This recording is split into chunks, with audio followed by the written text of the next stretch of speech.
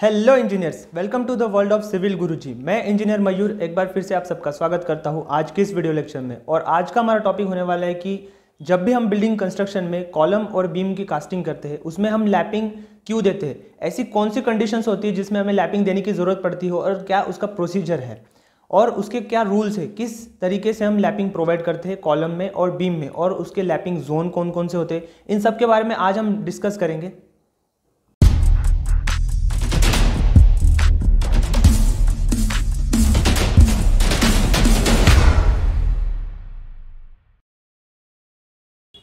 तो इंजीनियर्स, हमारा सबसे फर्स्ट पॉइंट ये है कि लैपिंग इन बीम, ऐसी कौन सी कंडीशंस होती है जिसमें हम बीम में लैपिंग देने की हमें ज़रूरत पड़ती है।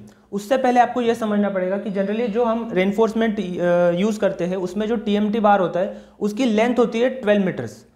ठीक है, इस पॉइंट को आप पहले नोट कर लीजिए। आपको इस ड्राइंग को समझना पड़ेगा। तो जैसे कि आप इस ड्राइंग को देख सकते हो, इसमें जो वर्टिकल मेंबर्स दिख रहे हैं आपको, ये है कॉलम, और जो हॉरिजॉन्टल मेंबर दिख रहा है ये है बीम। और इस ड्राइंग में जितने भी आपको डायमेंशंस दिख रहे हैं ये सारे mm में है।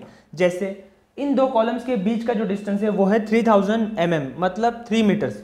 और जितने भी कॉलम्स आपको दिख रहे हैं इनके सब में इनर टू इनर डिस्टेंस जो है वो 3 मीटर्स का है। मतलब अगर आप इसका टोटल स्पैन को कैलकुलेट करेंगे तो ये ऑलमोस्ट 10 मीटर्स के ऊपर जाता है। लेकिन मान लो कि अगर आप जिस साइड पर काम कर रहे हो उस पर अगर 12 मीटर से ज़्यादा का स्पैन हो और उसमें आपको बीम की कास्टिंग करनी है तो आपको उसमें लैपिंग देने की ज़रूरत पड़ेगी, क्योंकि जैसे कि मैंने आपको बोला था कि TMT बार जो होता है आपका वो 12 मीटर्स का होता है जिससे हम रेनफोर्समेंट को बनाते हैं। दोस्तों, हमने ये तो समझ लिया कि लैपिंग हमें देने की ज़रूरत क्यों पड़ती है, लेकिन अब हम ये समझेंगे कि लैपिंग जोन कौन सा होता है। ऐसा कौन सा जोन होता है बीम में जिस जगह पर हम लैपिंग दे सकते हैं और जिस जगह पर लैपिंग देना सेफ होगा। तो आगे बढ़ते हैं। लैपिंग जोन इन बीम। लैपिंग जोन जो होता है वो बीम में L/3 पर होता है। इसका मतलब ये है कि जो टोटल लेंथ होती है बीम की उसको अगर आप 3 से डिवाइड करो तो जो डिस्टेंस आपको मिलेगा उस डिस्टेंस को आप कॉलम के जो आउटर फेस होता है वहां से अगर छोड़कर उसके बाद आप लैपिंग दे सकते हो। मतलब जो सेंटर का जो पार्ट होता है बीम का उसमें आप लैपिंग दे सकते हो। ठीक है, ये जो लैपिंग है L/3 पर जो बीम के सेंटर में दी जाती है ये सिर्फ आप बीम के टॉप रेनफोर्समेंट के लिए दे सकते हो। बॉटम के लिए कैलकुलेशन थोड़ा बदल जाता है। हमारा जो नेक्स्ट पॉइंट ये है कि lapping zone in beam for bottom reinforcement. जैसे कि मैंने आपको बोला था कि बॉटम रेनफोर्समेंट के लिए लैपिंग जोन चेंज हो जाता है, तो वो क्या होता है? Lapping zone for bottom reinforcement होता है 2D, 2 × D।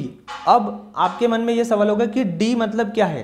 तो D मतलब डायमीटर नहीं है, D मतलब जो टोटल जो डेप्थ है आपके बीम की उसमें से अगर आप कवर माइनस करोगे और जो डायमीटर है स्टील का उसका हाफ, उसको डिवाइड बाय 2, इतना अगर आप माइनस करोगे तो आपको D की वैल्यू मिल जाएगी।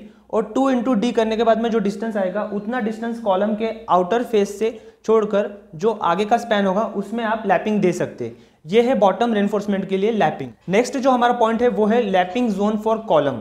कॉलम में जब भी हम लैपिंग देते हैं तो लैपिंग हम L/4 के बाद में देते हैं। मतलब जो आपका टोटल जो हाइट होती है कॉलम की उसको अगर आप 4 से डिवाइड करोगे तो जो डिस्टेंस आपके पास होगा उस डिस्टेंस को छोड़कर स्लैब से और जो आपका फ्लोर है उसके बाद का जो डिस्टेंस बचता है सेंटर का वो होता है L/2, और उस L/2 के जोन में आप लैपिंग देते हो कॉलम के लिए। लेकिन इसमें भी एक प्रोसीजर होती है। जब भी आप कॉलम में लैपिंग दोगे तो लैपिंग को एक ही जगह पर नहीं दोगे। जैसे कि आप इस इमेज में देख सकते हो, इस जगह पर लैपिंग इन्होंने एक ही जगह पर दी है, और तो ये प्रोसीजर गलत है। कभी भी आप लैपिंग जब भी दोगे तो उसको अल्टरनेट लैपिंग देना है। अल्टरनेट लैपिंग ऐसा हम क्यों करते हैं, इसका एक रीज़न है कि जब भी आप एक ही जगह पर लैपिंग दोगे तो कॉलम फेल्योर के चांसेस होते हैं, क्योंकि जिस जगह पर आप लैप देते हो उस जगह पर शियर फोर्स और एक्सियल फोर्स जब एक्ट करेंगे तो उस कॉलम का फेल होने के चांसेस है।